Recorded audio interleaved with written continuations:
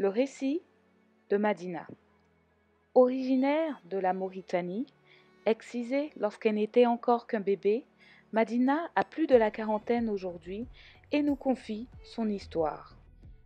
Elle n'a aucun souvenir de cet acte. D'ailleurs, ce n'est qu'une fois mariée à l'âge de 30 ans qu'elle le saura par son mari.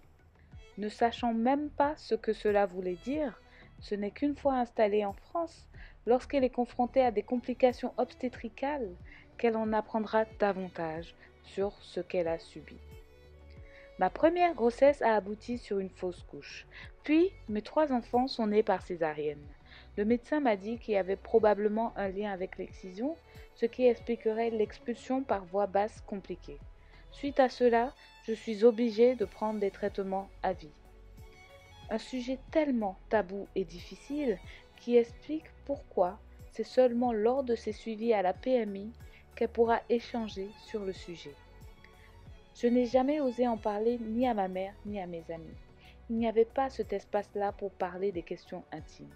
Et lorsque j'essayais d'en parler à mon mari, il me référait à ma famille. C'est grâce à une dame de la PMI que j'ai appris sur les risques et les conséquences de la pratique de l'excision et que j'ai pu réellement exprimer mon ressenti, mes craintes. La pression sociale est telle que, lorsqu'on lui demande si ses filles encourent le risque d'être excisées, elle répond « Dans ma tête, c'est clair et net que non. Parler de mes réticences à un membre de ma famille serait de me laisser influencer.